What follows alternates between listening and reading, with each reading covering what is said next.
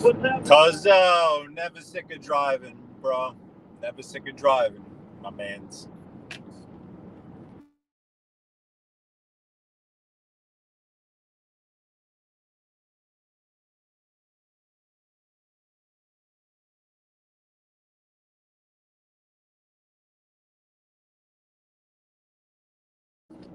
We in the suburbs now, cuzzo. This is Long Island, North Shore of Long Island, like Great Gatsby type shit up here. This is no joke. I guess maybe what with Philadelphia is it? There's one of those counties there that I know is pretty wealthy, but this would be, I guess, considered one of the wealthiest areas of the New York City suburbs.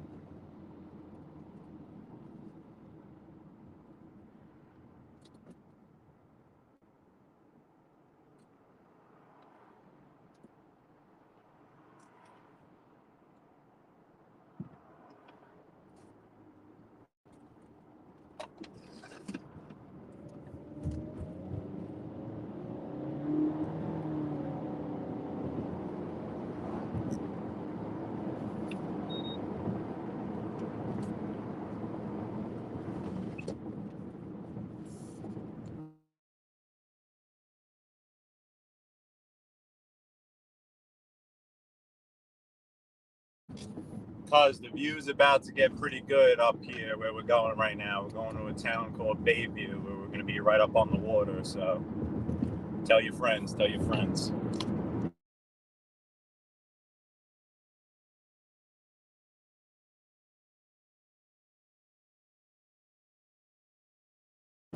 So where we're going to be now, if you're looking at a map and you're looking at Long Island, is the long ass island that's sticking out off the bottom of New York.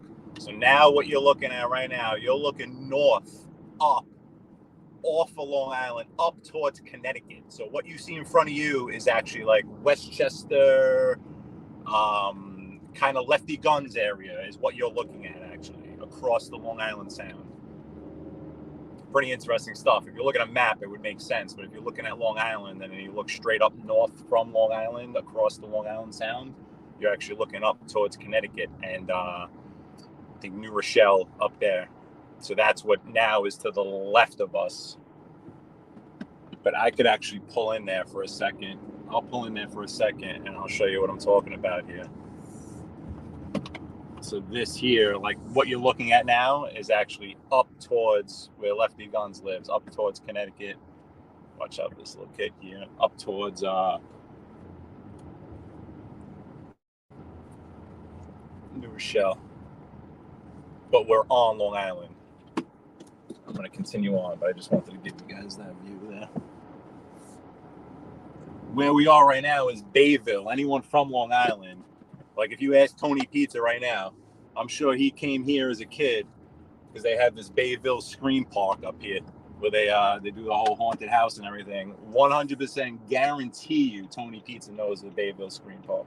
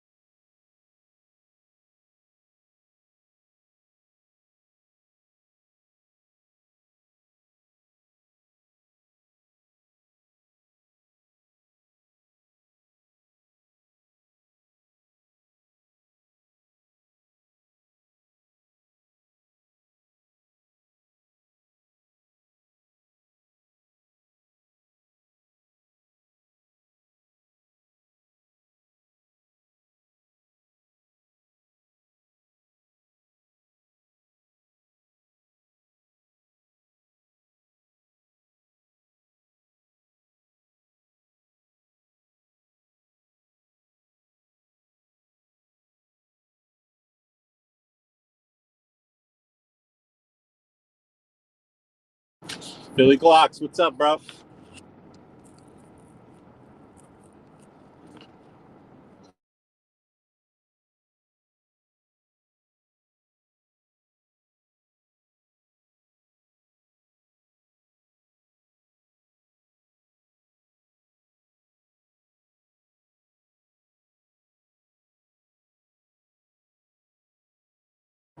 See you, cuz. Thanks for hopping in, bro. If you got a minute, we're about to hit that next water spot, but I got you, bro. I'll see you.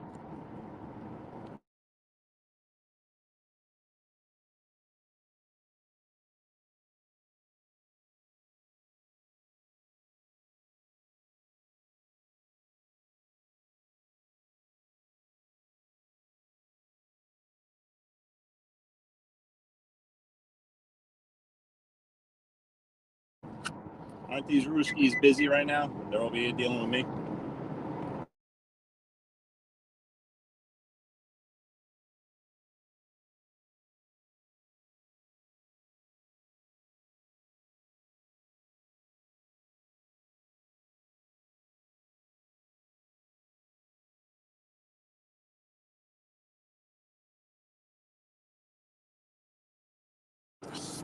Nunzio, you probably know where I'm at. I'm up by Bayville, North Shore, Long Island.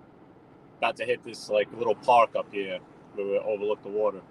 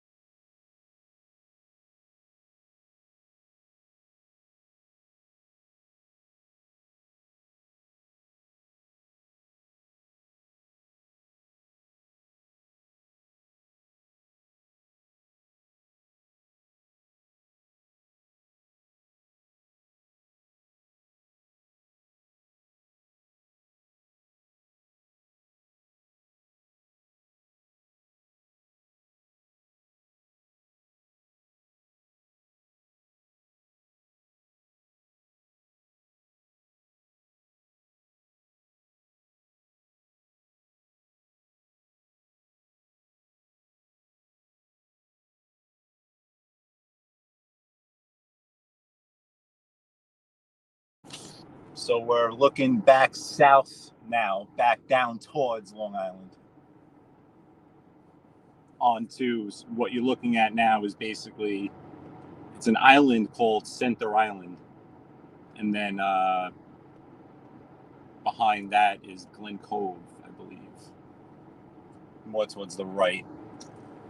This way would be Glen Cove. Let's see if we can get in a little closer here.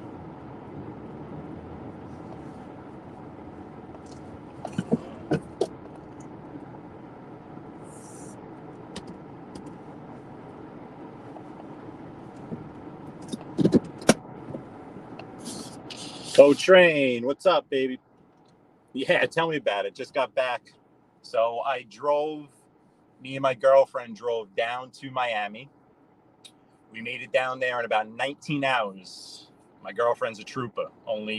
It was only really to fill up, which was 3 gas tanks to fill up to get down to Miami. And then on the way back, we stopped in Harbortown, South Carolina, which is beautiful. I would suggest it to anyone. From Miami to Harbortown, South Carolina was 8 hours. So basically, we check out around noon. You're making it to Harbortown for dinner time on Friday. Then we stayed Friday night, we stayed Saturday night, we stayed Sunday night. We woke up yesterday, which I think, right? Yesterday was Monday. And it's 12 hours. 12 hours from Harbortown, well, about 12 and a half from Harbortown, South Carolina, up to Queens, New York. So, yeah, I've logged some miles. And then even when we were out in Miami, I did some driving out there. I wanted to drive down to the Keys, but that's about another 3 hours from Miami down to the Keys.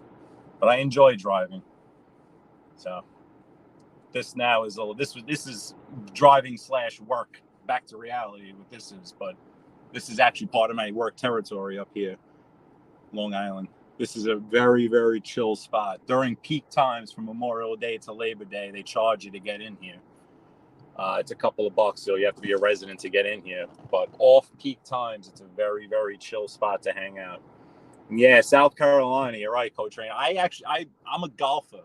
So I went to Myrtle Beach. I've been to Myrtle, well, now I'm a golfer, but back in the day, I was a baseball player. So in grade school, then in high school, then in summer league, then in college, we would go to Myrtle Beach, South Carolina to play baseball. We would play at the College of Charleston. We would play at that Cal Ripken Experience in South Carolina.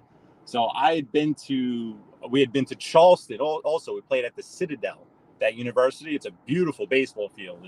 And the field is actually surrounded by cast iron gates. So I had been to Charleston. I'd been to Myrtle Beach to play baseball. I'd done the golfing in Myrtle Beach, but this was more of just to by luck. I had heard about Harbortown just because of the golf tournament that's coming up soon. Yeah, Hilton Head.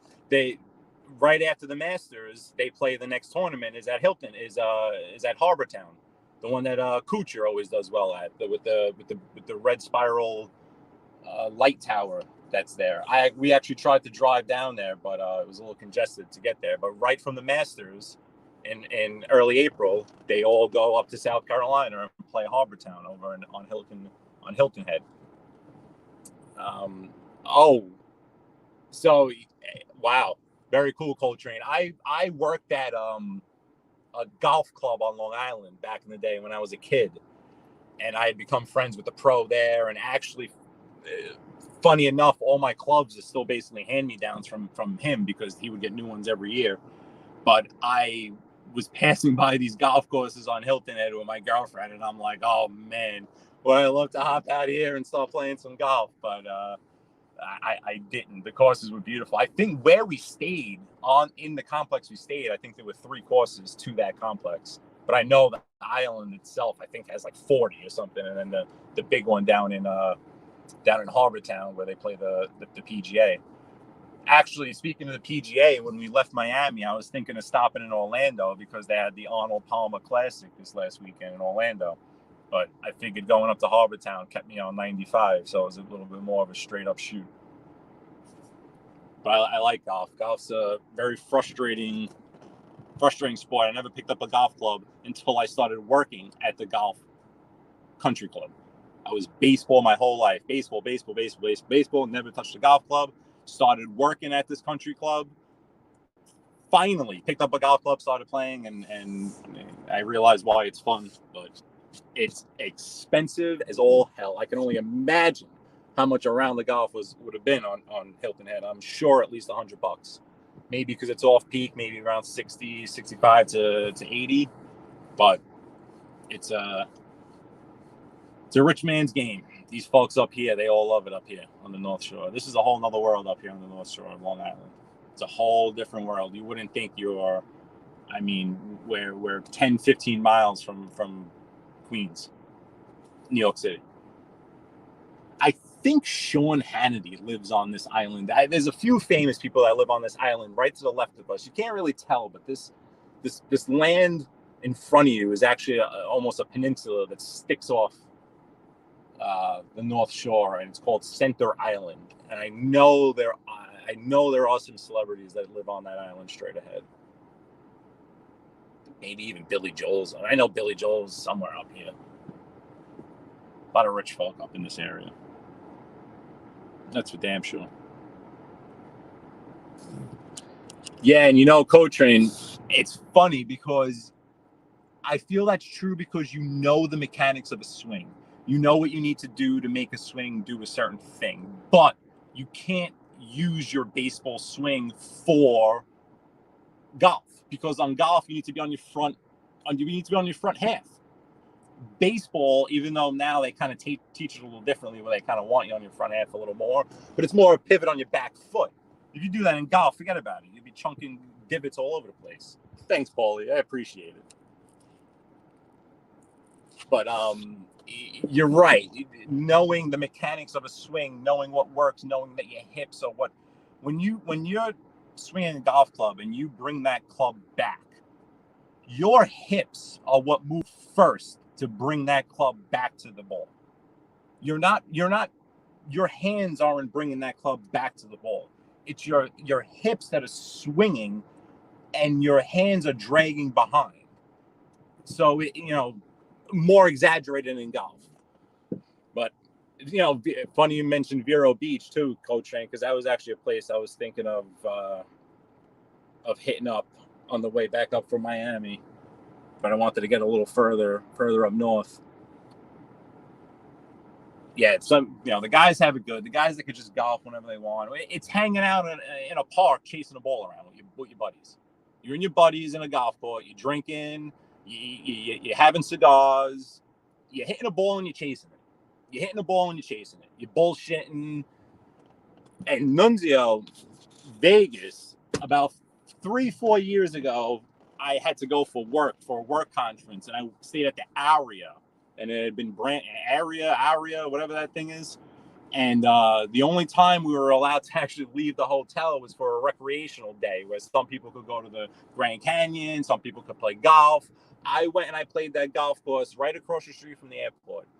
I can't remember the name right now, but it's right across the street from the airport on the south edge of the strip. South of the area, beautiful course. We were shooting towards the MGM. It was beautiful, and I had never played a desert type course, because a desert type course is actually similar to what you see in front of you. When you don't hit the fairway and your ball goes off the fairway, you're in this crap that's in front of you, as opposed to a nice plush foresty course where you're in some thick rough. You're in this, and you're in cacti, and you're getting stabbed, and it's a whole different situation with that desert golf. But yeah, it's what, Coach Rain, honestly, I'll tell you the truth with golf. Once I started getting into it, then I realized that my ex-father-in-law was a huge golfer, so I had started going out with him a lot. So I learned the game from someone that kind of really knew it very quickly. And we went out a lot. I mean, every weekend, sometimes twice a weekend, Memorial Day to Labor Day weekend. Doing that, Coach Rain, it took me 2-3 years to say that I was, quote unquote, good.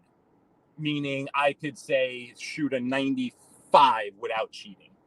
Consistently making flush contact with the ball, swinging down on the ball and hitting it up in the air, hitting it straight. That's the whole key. Using that muscle memory that you have to replicate that swing. The ball's not moving. You don't have a pitcher trying to fool you. You don't have a pitcher changing speeds, changing eye levels. The ball's not moving. It's all about your muscle memory to keep consistently bringing the club up and having your hips swing it to the same spot. Grip. Your grip needs to be the same. And no, Coach Rain, no lessons at all. No, he taught me a lot. I picked up a lot. As funny as it sounds, I watched a lot of the Golf Channel. There's just a lot of those stupid shows on all the time where they give you a lot of these tips where you can't take every tip they give you. Forget about it. You'll go nuts. You have to take everything with a grain of salt and feel what's right with you, I feel. But if you notice when the pros play, when they get their grip on the club and they set over the ball, that grip on their club never changes. Once they have it the way that they want it on their club, and that's what I noticed I was doing. I was approaching the ball, I was getting my grip ready, but then once I got over the ball and I was setting my feet, I was kind of adjusting my grip. And then I was noticing that as I was coming up, my grip was different than when I had set it. Set your feet, get your weight on your front foot, have your grip set. not tight, not too loose. Once you find what that grip is, make sure it's set and you don't change it throughout the whole swing. But that's basically what I did, and I just kept that muscle memory, and it worked for me.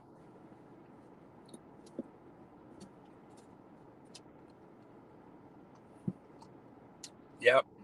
Pitching. I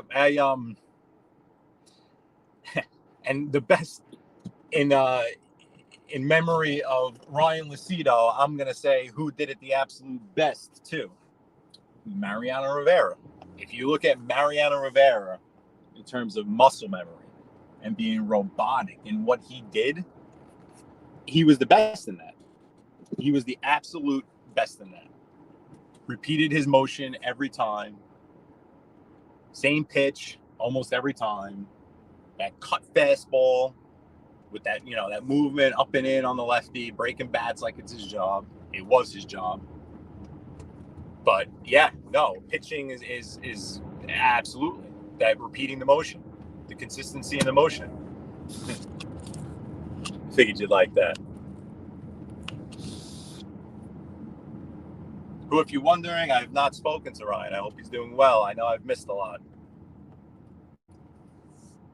I tried to catch up a little on my rides back. Obviously, I know there's a lot of going on, but I'm just going to keep doing my videos here. You guys want to pop in? To me, the way I do all this driving anyway, and I always love kind of sharing my experience. I mean, even this cool little somewhat sunset we have in front of us right here. I mean, if I could just share it with a couple of people, it's fine by me. I'm on the road all the time. I see these things. I'm going to start doing this more over the next couple of weeks in Brooklyn and Queens, in some of these neighborhoods that everyone talks about, everyone discusses. I'm in Brooklyn and Queens a lot. The whole New York Connect idea, that whole philosophy behind it is that, not that we're better than anyone, or not that I'm better than anyone. It's that I'm here. I mean, don't get me wrong. South Carolina was beautiful. I would have stayed there if I could, but I'm here. My family's here. My parents, my grandparents, uncles, aunts, cousins, daughters. My entire family is in New York City. So I'm here. Why not share the experience? Why not, why not just have this camera up here and show you guys what it's like here, what we have here, because New York is huge. I mean, the 5 boroughs alone, massive. Brooklyn alone. I mean, I've had this discussion with Cuz. Cuz will appreciate this. When Cuz discusses areas of South Philly, he's talking about, a small little circle, so to speak. That small little circle could be replicated in Brooklyn 5 times over. You got a small little circle in Canarsie. You got a small little circle in Bensonhurst. You got a small little circle in Bath Beach. You got a small little circle in Bay Ridge. Not to mention Staten Island, which I really don't know too well, to be honest with you. That's the borough I probably know the least, is Staten Island. The Bronx, Neck. So many different little pockets. And then, not to mention, these suburbs. I mean, if you look at the most recent indictment, right? The one with Andrew Mush. Go look at that indictment. Go look at where these people are from, their addresses. You're going to see Massapequa, Franklin Square, Oceanside. That's Long Island. That's the suburbs. So, yes, Brooklyn and Queens and these neighborhoods are different. No, the people that historically have been in these neighborhoods haven't gone very far, if anywhere. It makes sense that as groups of people or communities grow in wealth and in stature and accumulate more money and get themselves into more legitimate businesses and more legitimate investments, they're going to move into more legitimate areas like the rest of the population. A lot of people made money and got the hell out of the city, got the hell out of Brooklyn, got the hell out of Queens. Most people did. Hence me going back to my point of, I'm still here. There's still people here. We're still just in different areas, spread out, different parts of the city and the state.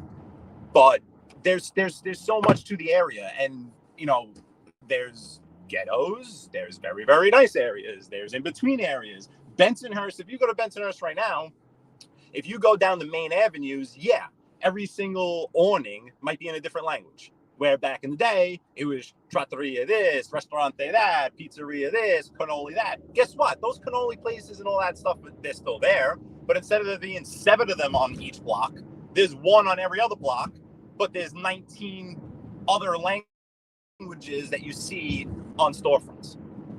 But the architecture is still the same.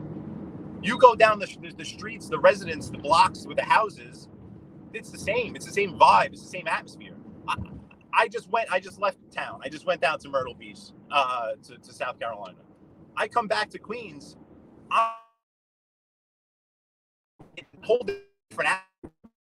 The whole atmosphere is still alive in the boroughs. Yes, it looks different. Yes, I would say 75% of the people that were born and raised in these neighborhoods in Brooklyn and Queens, they got out. 75% of them, I would say. I would say me and my family are the 20 to 25% that were born and raised and are still here. And I tell you, my family refuses to leave. I've done a lot of traveling. I've seen a lot of areas. I've seen Long Island. I've seen all. I tell them all the time, get the hell out. And the property that they're on is worth so much because property values. Don't even get me started with that. Forget. My parents own a home in Brooklyn that has a driveway. Do you know that driveway could be worth what it is paved in gold just because it's a driveway in Brooklyn? They could sell just that, but no, they will go nowhere. Nowhere. The whole family will go nowhere. And I understand the argument against Long Island because Long Island, the property taxes on Long Island are just insane. Okay, and you can't pay down property taxes. Where we are right now, your property taxes are at least $20,000 a year. $20,000 a year. Down in the normal parts of Long Island, call it $15,000, $16,000 a year. But guess what? Those taxes every year, they're going up. As opposed to, let's say you buy a house in Queens.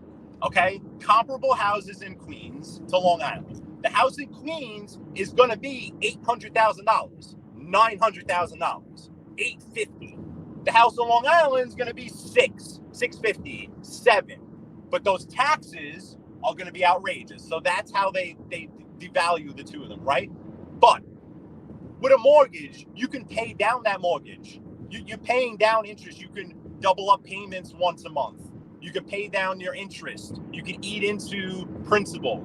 You can do all these things. And guess what? That number is going down as you do these things, right? So why not take the higher property value? Why not stay in Queens? If you're deciding, hey, Queens, Brooklyn, or Long Island, why not take the higher property value, the higher mortgage payment, the higher interest that you can go and refinance if you need to, or take equity out of that number, as opposed to paying $20,000, $18,000 a year in taxes that all they do is go up every year. You can't pay them down. You can't do what? You turn 65, you get a benefit on it because you're a senior citizen.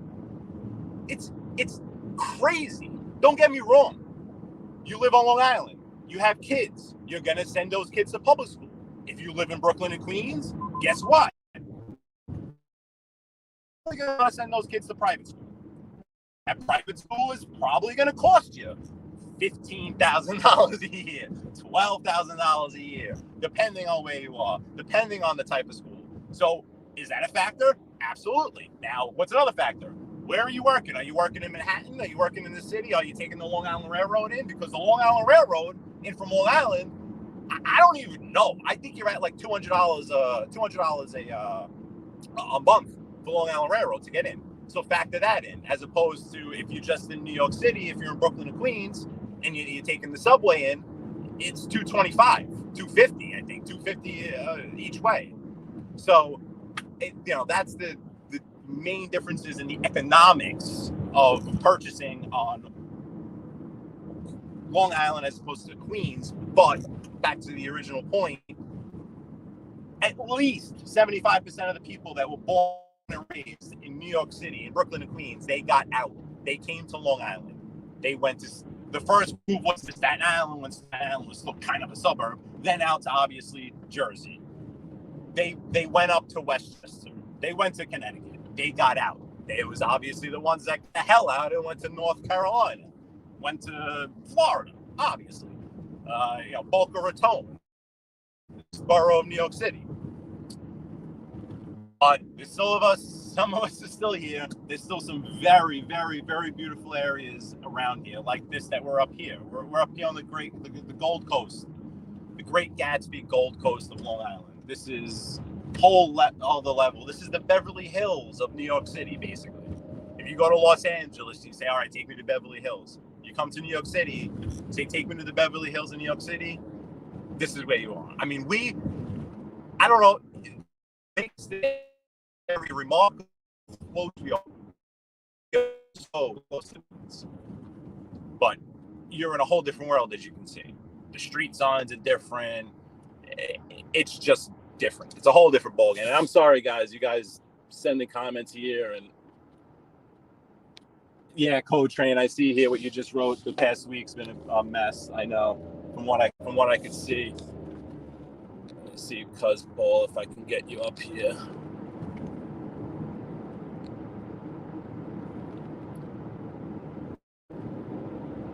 Ha! See, Cuz. And Coach Train, you still live in? You're in Boston, right? And yeah, Coach Train. Yes. Booch Gennaro lives, so he's on I believe he lives in Huntington, which, yes, is the North Shore of Long Island, a little further east, but just as beautiful. I mean, I could be telling you guys, yeah, this is Huntington, this is where Steve Gennaro lives, and it's further east city.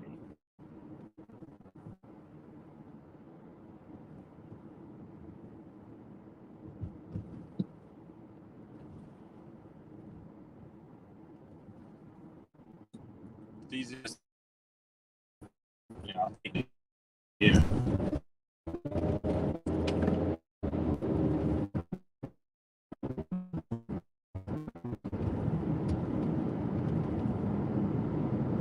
But this is this is a typical kind of North Shore town, basically. Yeah, speaking of golf course, it is a golf course right in front of you, Coach Train. I don't know which one it is. Let me check the map. Let's see if we can see which one this is. Yeah. This is the Nassau Country Club. So there you go. Right in front of you.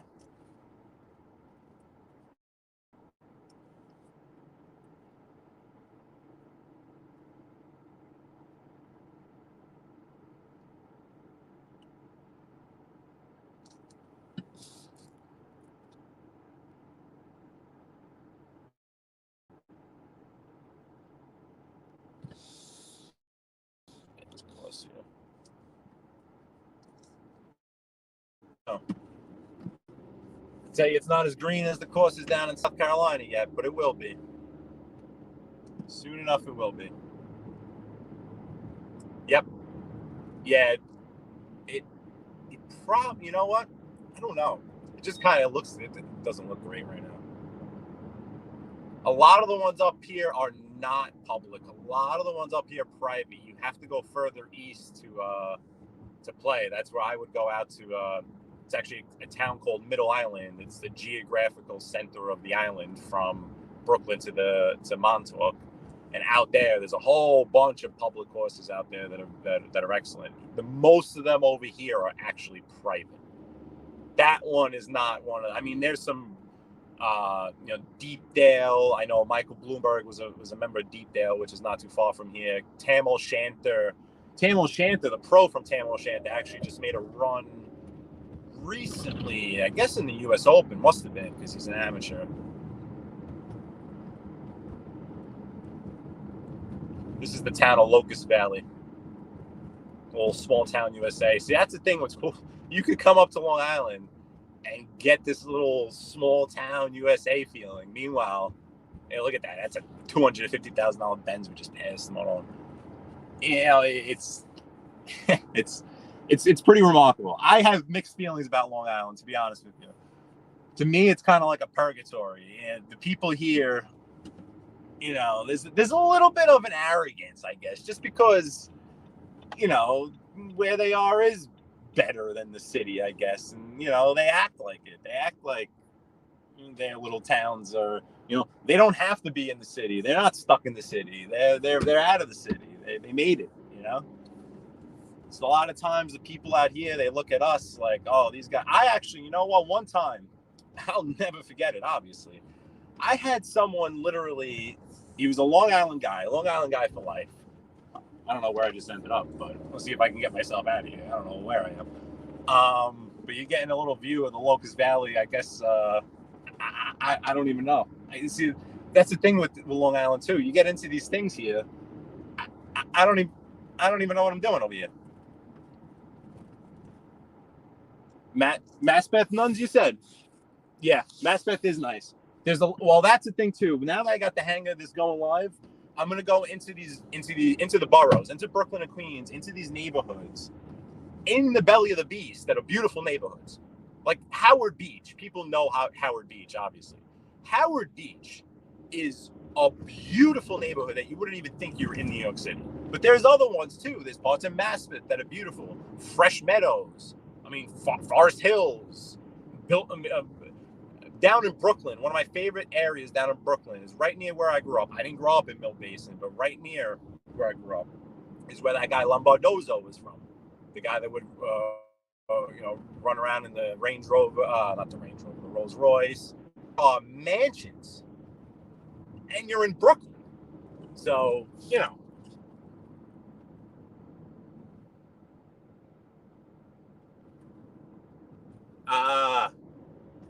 Coach Train, you're in that business, bro? Because we might be in very similar type of industries. Kitchen remodels, my friend.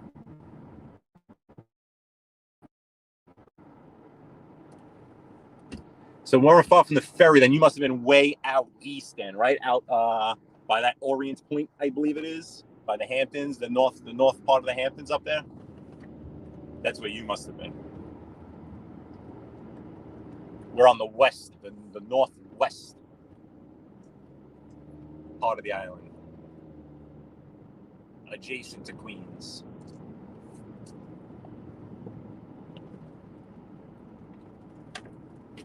Construction, interesting. I'm in the stone industry. I don't know if you were listening when first times I spoke on Joey's show. I mentioned that I'm in, granite, stone, natural, non-natural, all that fun stuff.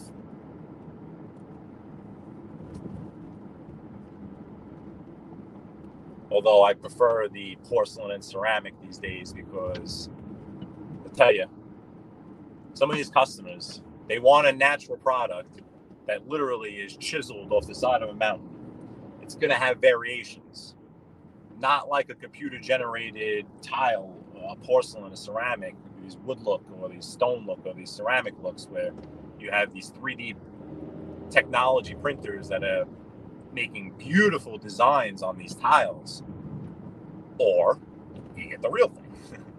But a lot of times, you sample it out, the real thing doesn't come exactly as you thought. But yeah, everything. Supplier, Coach Shane. I supply slabs, everything. Although countertops these days are more a quartzite thing, as you would know. Where we do the quartzite, it's just not our bread and butter. Our bread and butter is supplying the natural stuff, the real stuff. The quartzites, it's not going to stain. It's non-porous. You don't have to seal it, although you seal it anyway. Actually, my parents, must have been about 15 years ago, they put some real black granite countertops in, and that just recently cracked on them. They probably didn't seal it, follow up on the sealing, I should say, as recommended, but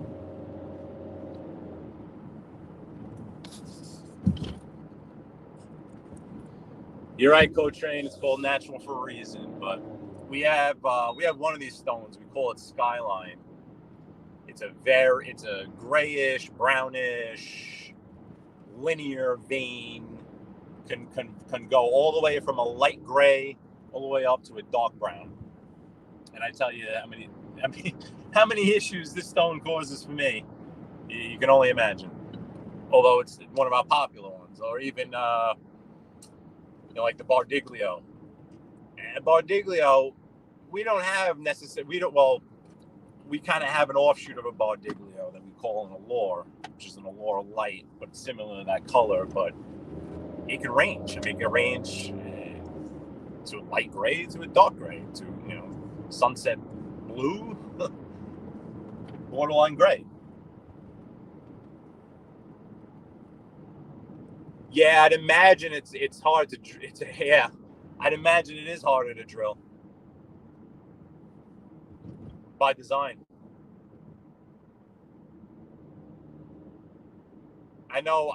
I feel like the guys that do the best business on the island are the specialty fabricators. I have a few fabricators that I supply that they do some pretty cool stuff. They do like custom mural mosaics and stuff, and like all different types of shit like that.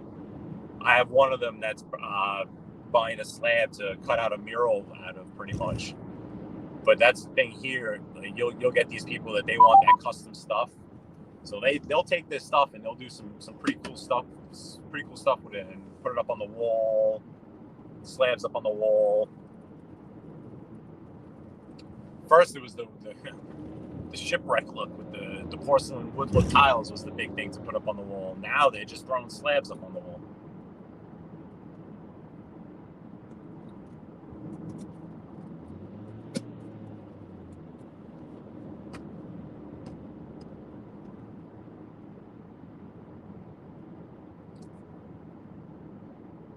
Yep, so we're in Glen Cove, basically. I'm gonna hang this right here.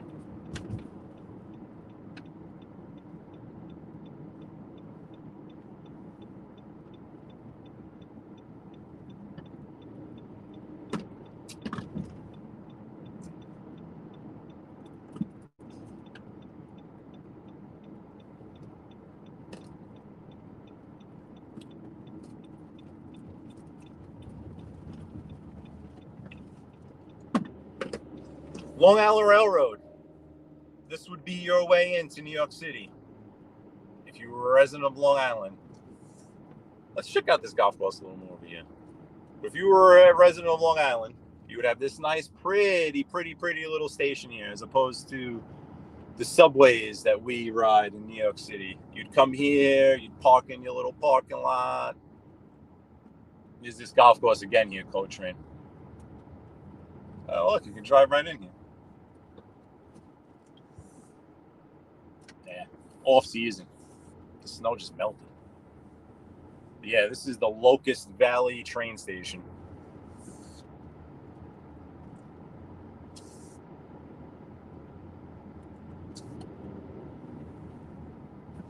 Let me see what you gentlemen are saying. Let me pull over here for a second.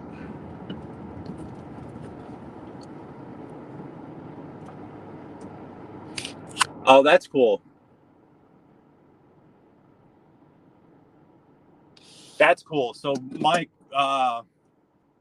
actually last year, we rented a big trailer, a race car trailer, and we actually outfitted it with all our new products and everything.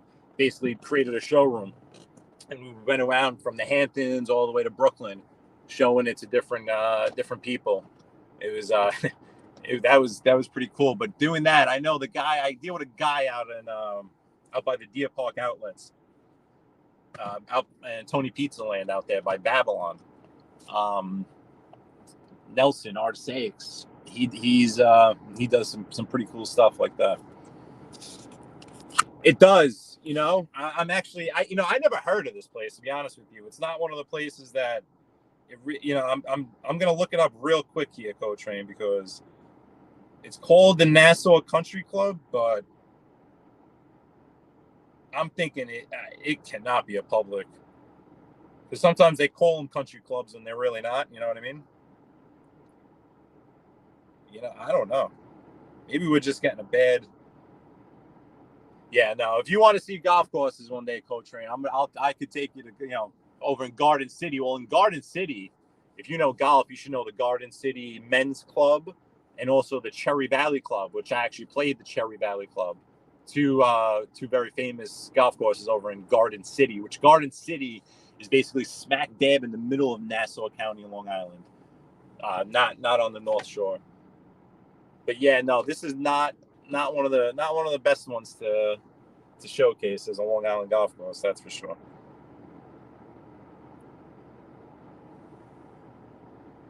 Yeah, we'll give it to the bad. We'll give it to the bad winter. That's for sure. I mean, you should have seen the ones in South Carolina. Those things were beautiful. Absolutely beautiful. Give me a second. Just got to charge my phone before I go any further. Otherwise,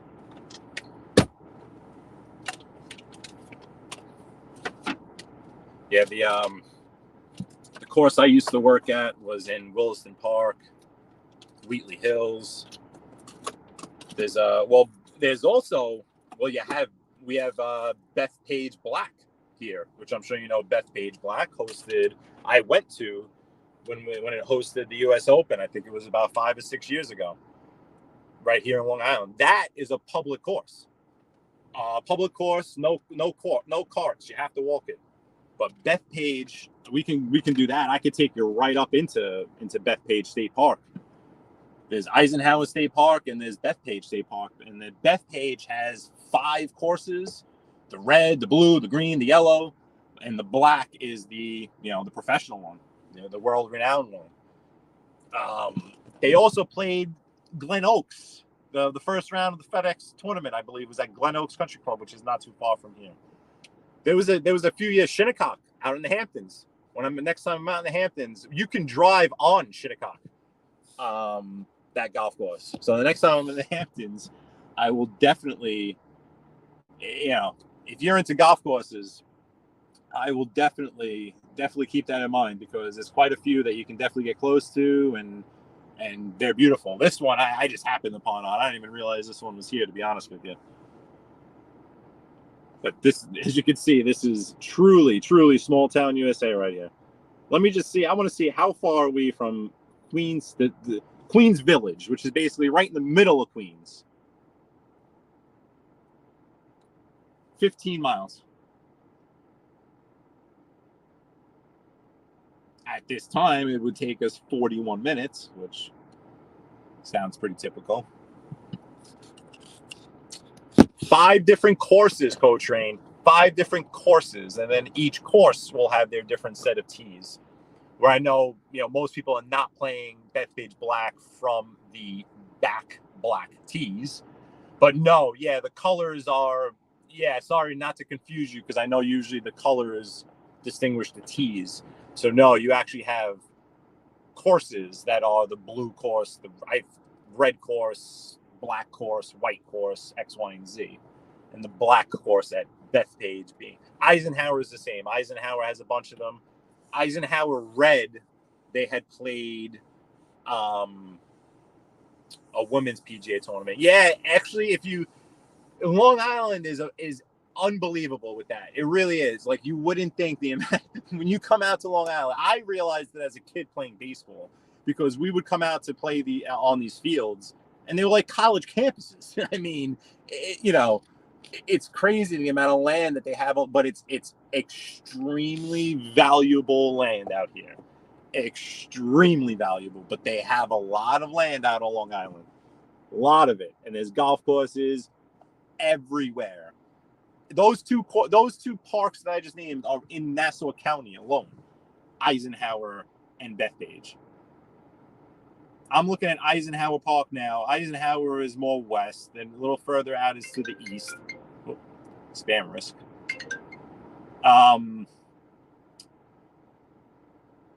So at Bethpage,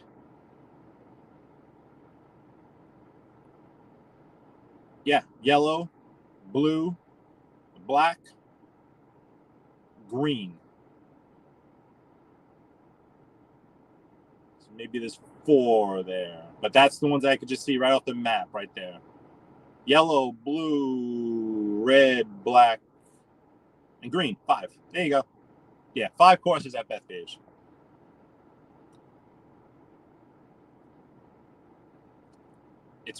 Seeing the U.S. Open at Bethpage was amazing too. It really was, because you can get any golf tournaments in general are very cool to go to. You know what's funny, Coach Rain? Most people know more about golf and claim to be better at golf than they actually are. To be honest with and that's what's cool about it, is that once if you get into it and you get someone that you play with every once in a while, you get like a partner you could play with, you wind up it becomes it's a camaraderie, it's a conversation, you wind up following the pros too, because in my opinion it's really the only sport where you can maybe tennis, but you can watch it on TV and really kind of do the same exact thing.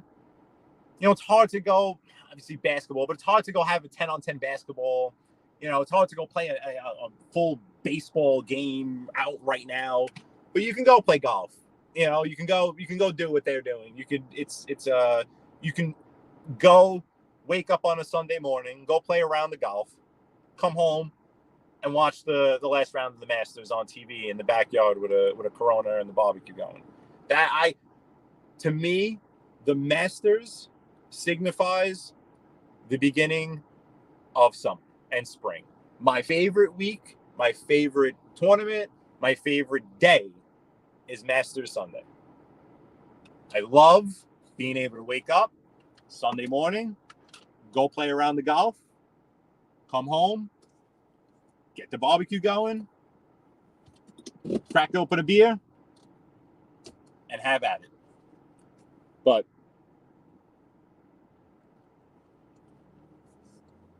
I love the Masters. And where I just was, like I was saying before, in Hilton Head. See here, Coach Rain, you can check this course out a little more here. You're right. It's not impressive. Not impressing me much at all. Really not. Yeah, Coach Rain, they got a few of those places here. But, buddy, I'm gonna hop off now. I appreciate it. I think you're the only one left in here now, but I really appreciate it, man. And I'll definitely keep in mind golf courses and stuff like that.